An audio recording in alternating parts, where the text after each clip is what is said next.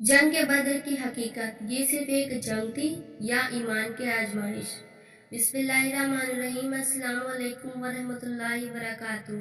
आप देख रहे हैं हादिया भाई, जहां हम आपको इस्लाम की सुनहरी तारीख से रूबरू कराते हैं।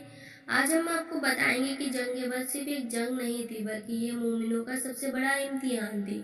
ये वो घड़ी थी जब हक और बातिल का फैसला होना था, जब ईमान और कुफ्र आमने सामने थे। तो आइए जानते हैं इस जंग की हकीकत और इससे मिलने वाले सबक। क्या जंग बद्र सिर्फ एक जंग थी? अगर हम बद्र की लड़ाई को सिर्फ एक जंग समझे तो हम उस हकीकत से नावाकिफ हैं। ये महज तलवारों का मुकाबला नहीं था, बल्कि ये सब्र और ईमान की आजमाइश थी। ये वो वक्त था जब 313 मुजाहिदीन के सामने 1000 से ज्यादा दुश्मन थे, जब मुसलमानों के पास हथियार कम थे मगर ईमान मजबूत था। रसूलुल्लाह सल्लल्लाहु अलैहि वसल्लम ने फरमाया, जो शख्स बद्र और उहुद में शामिल हुआ, अल्लाह ने उसके गुनाह माफ कर दिए।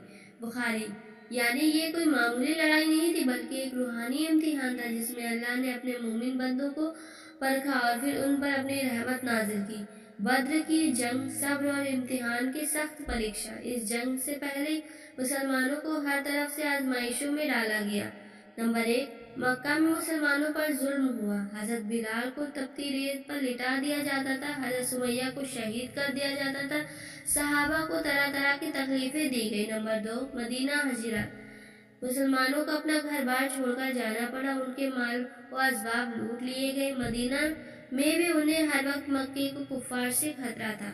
इन सब मुश्किलों के बावजूद जब वक्त की जंग का वक्त आया तो ये सब्र और ईमान का सबसे बड़ा इम्तिहान था। कुरान की रोशनी में बद्र की हकीकत। अल्लाह ने कुरान में जंग बद्र के बारे में फरमाया, अल्लाह ने बद्र में तुम्हारी मदद की जबकि तुम कमजोर थे, तो अल्लाह से डरो ताकि तुम शुक्र अदा कर सको। सूरह आल इमरान। जब तुम अपने रब से मदद मांग रहे थे तो उसने फरमाया कि मैं तुम्हारी मदद के लिए 1000 फरिश्ते भेजूंगा। सूरह अल अनफाल। यानी ये साफ था कि ये कोई आम जंग नहीं थी, बल्कि एक रूहानी लड़ाई थी, जिसमें अल्लाह की मदद फरिश्तों की शक्ल में आई। रसूलुल्लाह सल्लल्लाहु अलैहि वसल्लम का अल्लाह से रो रो कर दुआ मांगना। बद्र की जंग से पहले रसूलुल्लाह सल्लल्लाहु अलैहि वसल्लम ने अल्लाह के आगे दोनों हाथ उठाकर दुआ मांगी, या अल्लाह, अगर आज ही चंद मुसलमान हार गए तो फिर कयामत तक कोई तेरा नाम नहीं लेने वाला रहेगा। रसूलुल्लाह सल्लल्लाहु अलैहि वसल्लम इस कदर रो रहे थे कि उनकी चादर भी गिर गई। हजरत अबू बकर सिद्दीक ने आकर चादर उड़ाई और कहा, या रसूलुल्लाह सल्लल्लाहु अलैहि वसल्लम, बस करें, अल्लाह हमारी मदद जरूर करेगा। ये लम्हा बताता है कि बद्र की जंग एक आम जंग नहीं, बल्कि इस्लाम के वजूद का इम्तिहान थी। अल्लाह की मदद और बद्र की जीत। अल्लाह ने अपनी मदद भेजी और फरिश्ते उतारे। हजरत अबू सुफियान फरमाते, हमने सफेद लिबास में फरिश्तों को देखा जो कुफ्फार के सर काट रहे थे। नतीजा ये हुआ, 70 कुफ्फार मारे गए, 70 कैद कर लिए गए। मुसलमानों की पहली फतेह हो। इस जंग ने बता दिया कि मुसलमान सिर्फ तलवार से नहीं, बल्कि ईमान और सब्र से जीतते हैं। बद्र की जंग हमें क्या सीख मिलती है? सब्र और ईमान। जब हालात मुश्किल हो तब भी अल्लाह पर भरोसा रखना चाहिए।